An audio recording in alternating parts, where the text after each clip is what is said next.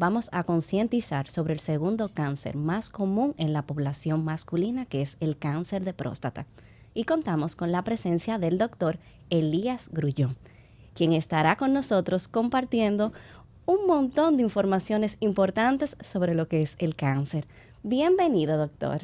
Buenas, gracias a Papá Dios que nos permite pues la oportunidad de levantarnos en este día y de estar aquí con ustedes. Definitivamente quiero saludarlos porque realmente este es un espacio importante para educar a la población.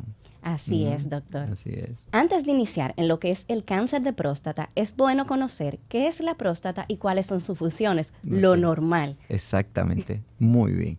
Mira, el cáncer, o sea, la próstata es un órgano de secreción tanto interna como externa. Es una glándula. Entonces, por ejemplo, la parte externa es que la próstata se produce el líquido en el cual van a viajar los espermatozoides.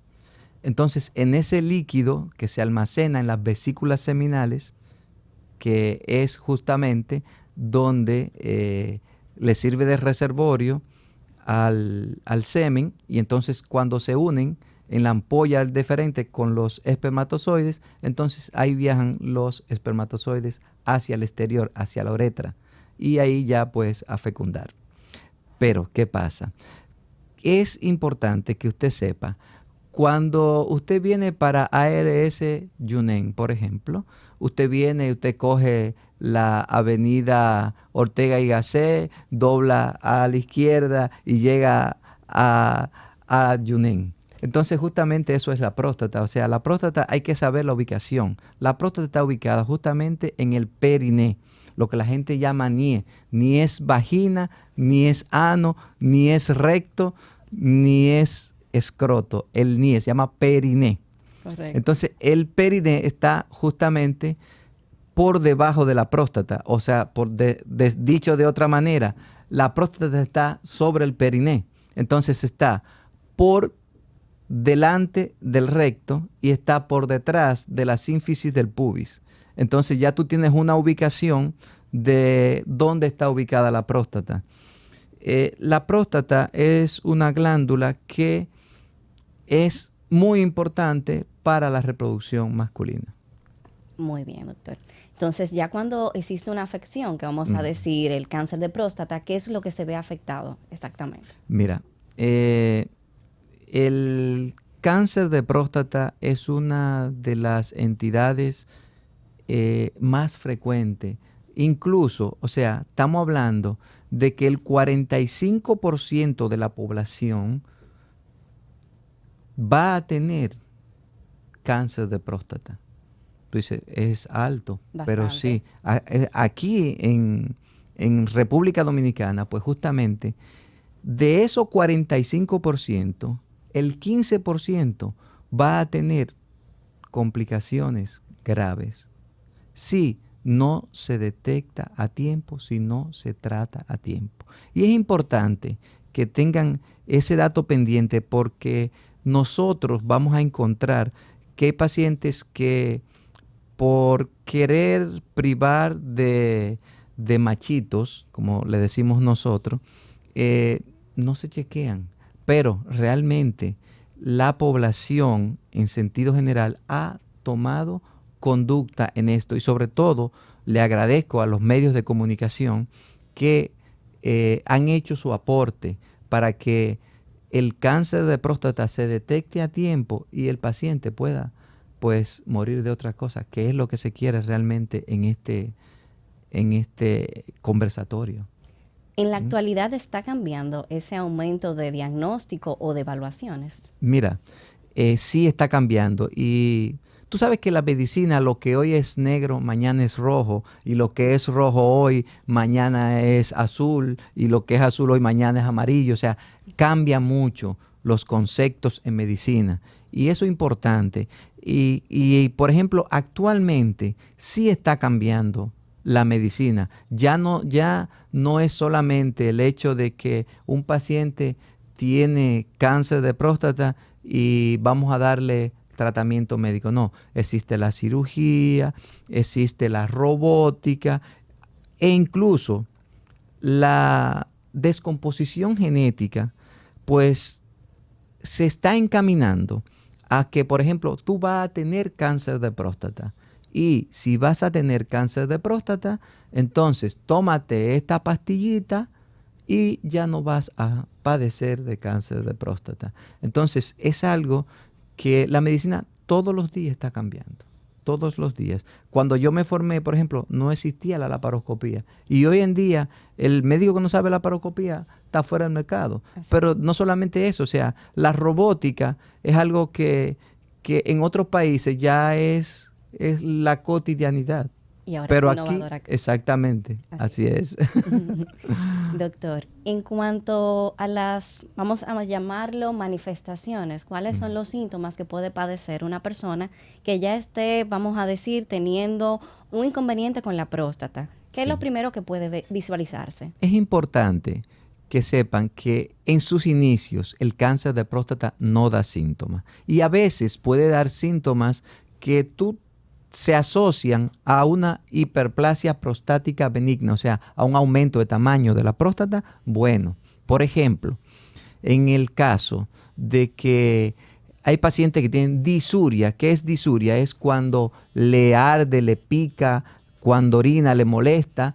Es justamente una de las razones por las cuales los pacientes acuden a consulta. Por ejemplo, otra, nicturia. ¿Qué es la nicturia? Es cuando el paciente se levanta más de 2 veces en la noche a orinar. Y es importante esto. ¿Por qué? Porque si un paciente se levanta más de 2 veces en la noche a orinar, hay una situación. Entonces, si hay una situación, entonces hay que resolverla. ¿Por qué? Porque entonces no es normal que el paciente orine más de 2 veces por noche. Por ejemplo, otra cosa es la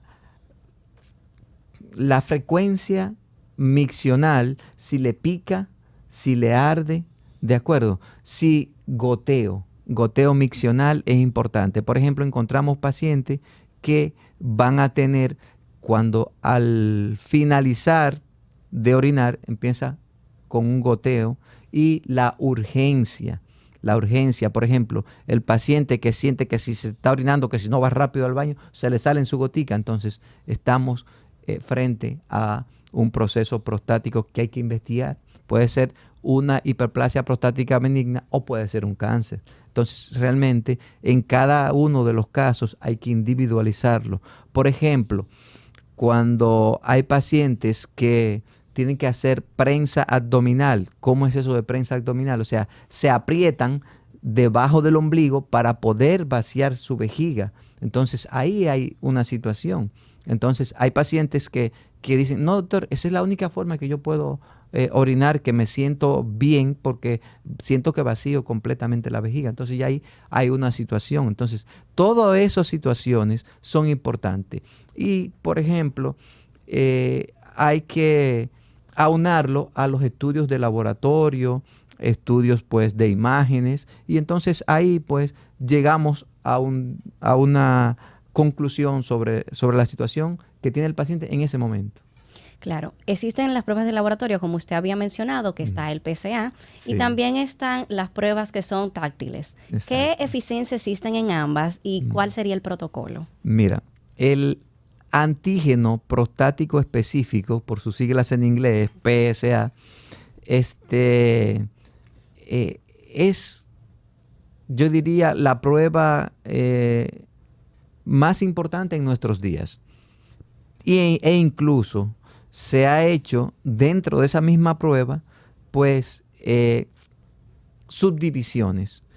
Por ejemplo, está el PSA total, está el PSA libre, está la relación entre el PSA libre y el PSA total. Entonces, con eso, pues uno juega con los pacientes y dice, bueno, este paciente califica para hacerle una biopsia. No, este paciente vamos a darle un compás de espera, vamos a darle un seguimiento estrecho, lo que la gente llama un galdeo cancha a cancha sistemático. O sea, cuando un paciente es sospechoso de cáncer de próstata, estos pacientes hay que vigilarlo de cerca.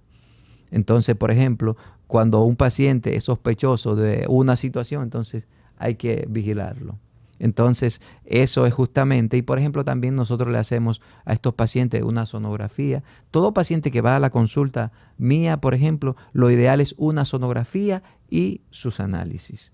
Y dependiendo, porque hay ocasiones en que hay que hacerle 2 sonografías o 3, o hay que hacerle estudio más profundo. Todo va a depender de lo que tenga el paciente en ese momento. ¿Cuáles son las personas que están en alto riesgo? Mira, es un dato importantísimo y esto quiero que quede claro, que los pacientes deben de chequearse. Por ejemplo, vamos a dar una estadística. En Europa se chequean por encima de los 60. En Estados Unidos se chequean por encima de los 40.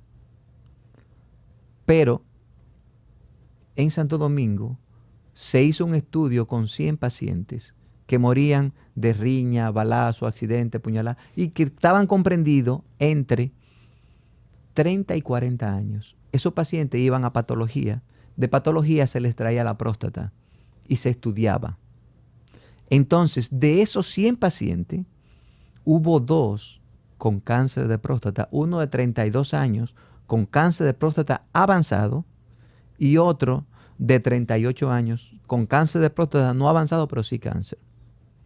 Entonces, ¿qué recomendamos a nuestra población? Nuestra población debe de chequearse por encima de los 40 años, pero si tú tienes un familiar que haya padecido cáncer de próstata, llámese un tío, un abuelo, el papá, un hermano, entonces se recomienda que sea por encima de los 35 años. E incluso hay pacientes que se chequean por encima de los 30 años porque ya su oncólogo lo vio el paciente y le dijo, no, usted tiene que chequearse a partir de los 30 años, porque hay pacientes que tienen, vamos a llamar, el negro tras la oreja, justamente eso, o sea, tienen la posibilidad de tener cáncer y entonces la idea es detectarlo a tiempo, porque el urólogo no está para evitarlo, el urólogo está para detectar a tiempo y si se detecta a tiempo muere de otra cosa.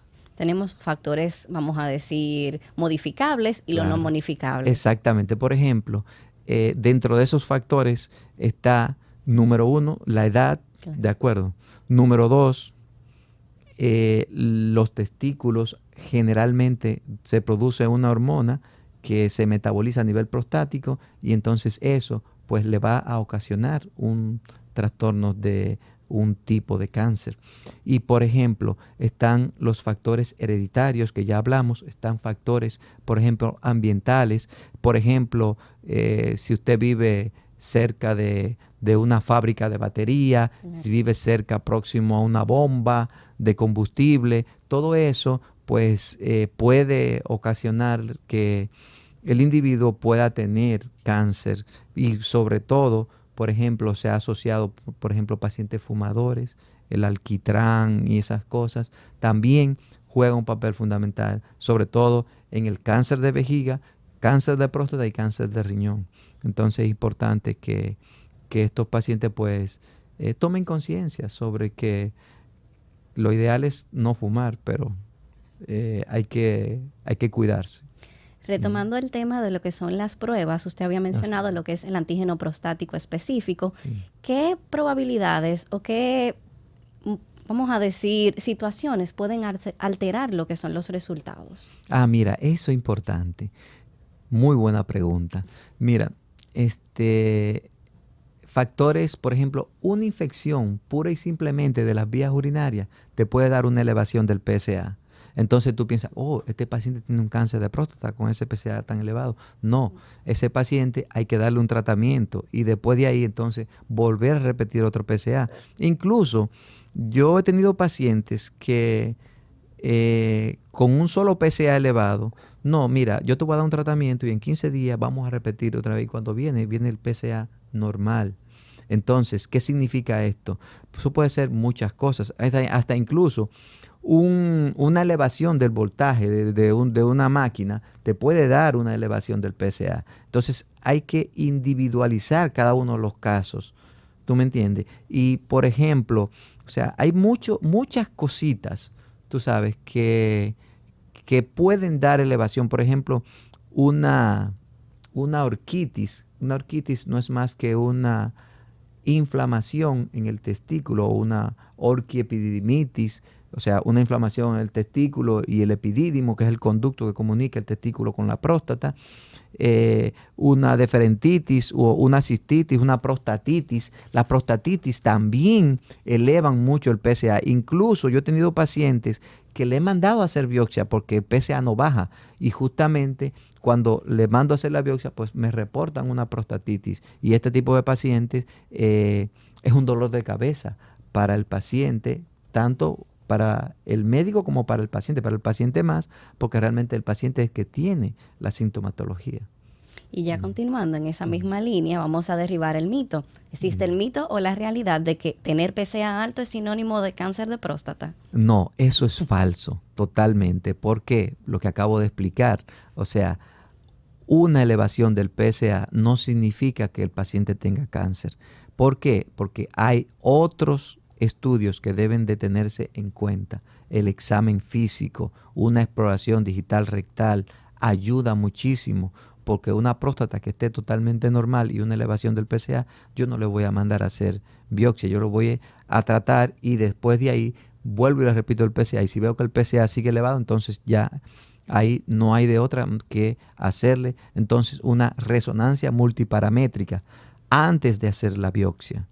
Entonces, si la resonancia multiparamétrica me dice a mí que el paciente tiene un proceso inflamatorio, no hacemos biopsia. La biopsia es un procedimiento invasivo que en pacientes que tienen indicación de biopsia es lo ideal, pero hay pacientes que tienen una indicación relativa de biopsia, y entonces a esos pacientes es que se les manda a hacer la resonancia multiparamétrica, porque yo he visto pacientes que después de una biopsia de próstata pues van a una unidad de cuidado intensivo, sobre todo cuando son pacientes que no la necesitan. Entonces no podemos estarle indicando a todo el que llega con un PSA elevado una biopsia, no es lo correcto. Incluso yo he tenido pacientes, yo soy oncólogo, trabajo en un hospital oncológico de aquí de Santo Domingo, y justamente en ese hospital pues he visto pacientes que llegan porque tienen niveles altos de PSA y inmediatamente el médico le manda a hacer una biopsia. Y yo le hago el tacto rectal, no, pero este paciente no necesitaba biopsia. Y cuando veo el resultado, no, una hiperplasia prostática benigna. Entonces, con un puro y simple tratamiento se evitó que ese paciente tuviera mayores inconvenientes.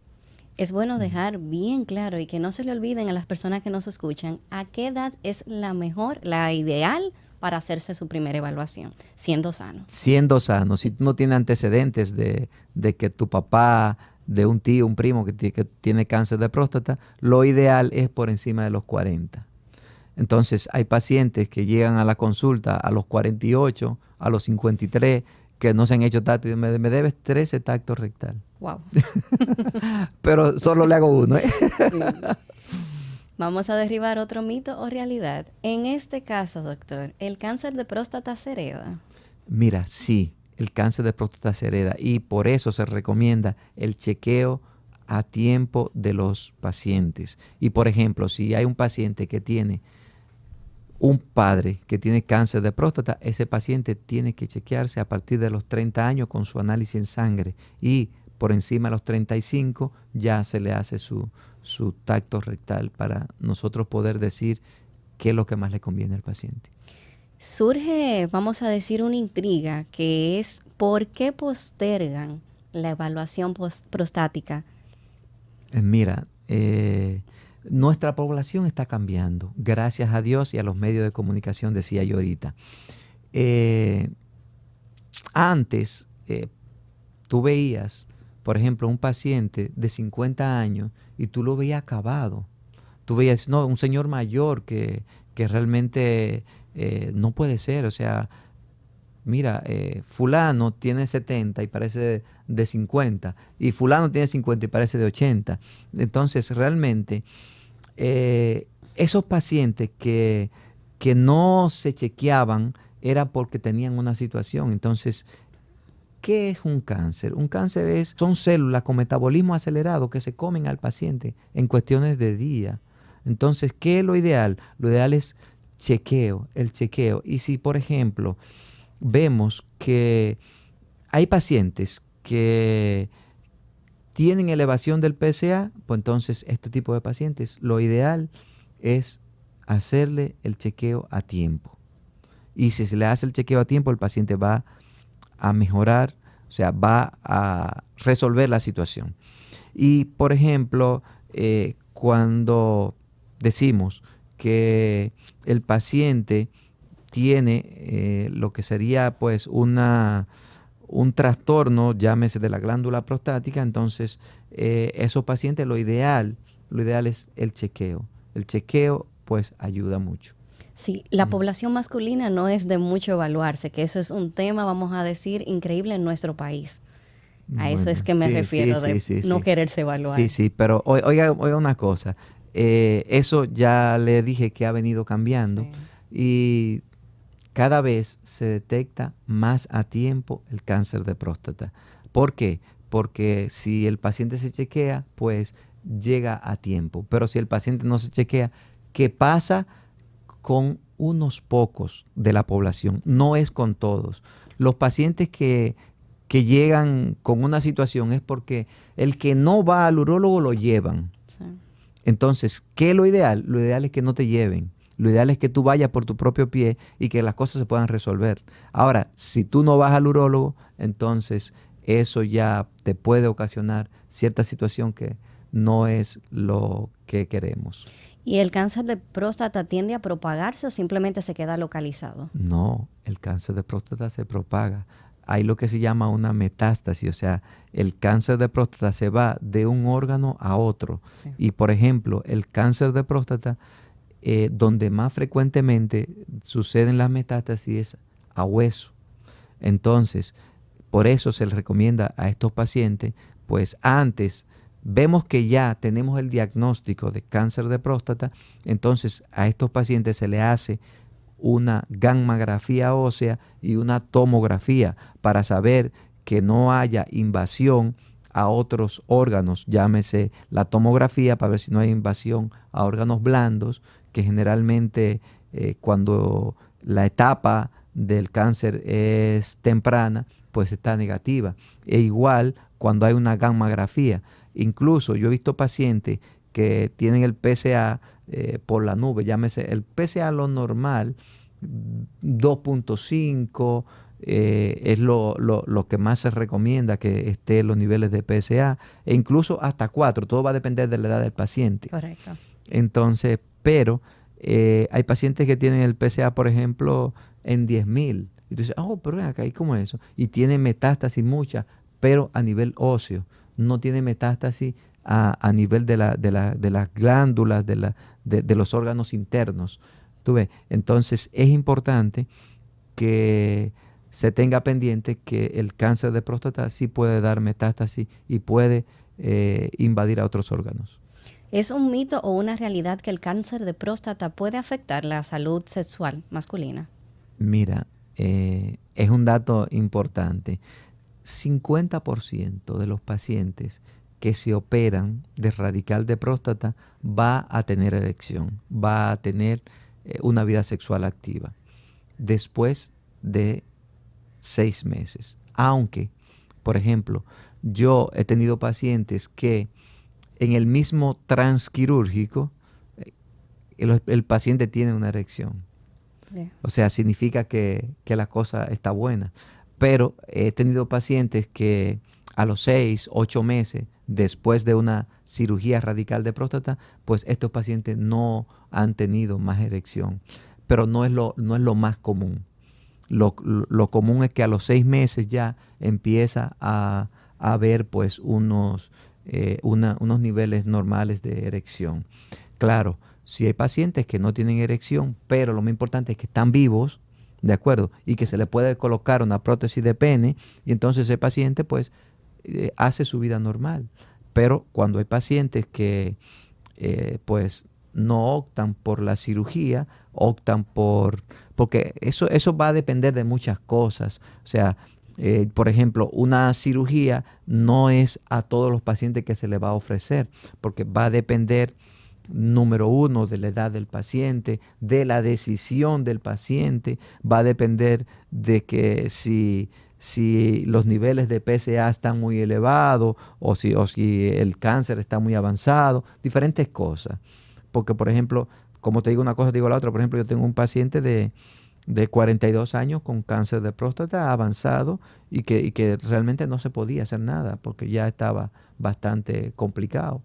Entonces, lo ideal en estos pacientes, pues, es individualizar cada uno de los casos y ver realmente qué es lo que más le conviene. Sí, el cáncer de próstata afecta la erección, pero no significa que la disminución de la erección sea permanente, o sea, la disfunción eréctil no es permanente. ¿Por qué? Aquí podemos colocar al paciente una prótesis de pene y el paciente pues hace su vida normal. Perfecto. Entre los métodos, vamos a informar los tratamientos. Usted había indicado que también está la cirugía, están Sí, medicamentos. ¿Qué otros, exacto. doctor, pueden ser los aliados? Sí, por ejemplo, volvemos otra vez que hay que individualizar cada Claro. paciente. Por ejemplo, está la radioterapia, que es una opción de tratamiento buena, siempre y cuando el paciente tenga los niveles de PSA, eh, vamos a llamarlo borderline, o por ejemplo, si el paciente decide, doctor, yo no quiero cirugía. Entonces, si el paciente dice que no quiere cirugía, hay que tratarlo. Entonces, ¿qué vamos a hacer? Vamos a darle radioterapia. Pero la radioterapia es curativa. Tiene una expectativa menor que la cirugía, pero es curativa. Y tratamiento médico con hormonas, porque el cáncer de próstata es hormonosensible. Pero también existen pacientes que ya las hormonas no le hacen nada. Hay que agregarle un antiandrógeno, un super antiandrógeno. Entonces, eso va a depender justamente de cada individuo. Pero sí es importante que el paciente sepa que existen muchos tipos de procedimientos. Por ejemplo, está la braquiterapia, que son semillas de oro radioactivo que se colocan en la próstata, que esa es una opción. Por ejemplo, está la radioterapia, la braquiterapia, la crioterapia, diferentes opciones de tratamiento y cada una pues tiene su indicación y eso es importante que la población lo sepa. Y lo más importante aún es que con la prevención podemos llegar más lejos y prevenirlo todo. Así es, y es importante también. El urólogo no está para prevenir, está para detectar a tiempo. Si se detecta a tiempo, el paciente muere de otra cosa, porque prevenir el cáncer de próstata como tal es un poco difícil, cuesta arriba, pero sí es importante la detección temprana. Doctor, sus recomendaciones para las personas que nos escuchan para el cierre. Bueno, nada, estamos ubicados en Centro Médico Corominas Pepín, pues en Plaza H y en Hospitén, para servirle. Mi recomendación final es que si el paciente se chequea a tiempo y no necesariamente tiene que ir donde mí, sino donde un urólogo, no importa el urólogo que sea, pero donde un urólogo para que el urólogo determine cuál es la situación de ese paciente específico y el urólogo pues va a determinar cuál es la situación y qué es lo que más le conviene, qué es importante, ver realmente cómo se puede detectar a tiempo el cáncer de próstata. Recuérdate que estamos en el mes de el cáncer de próstata y cáncer de testículo. Entonces es importante que lo tengamos pendiente. Además, los invito a todos a una caminata contra el cáncer de próstata que será el sábado 20, el domingo 20, perdón, para que pues estemos pues en el jardín botánico, estamos caminando para detectar el cáncer de próstata a tiempo. Excelente. Muchísimas gracias, doctor, por todas sus recomendaciones y consejos. Gracias por acompañarnos. Hasta luego.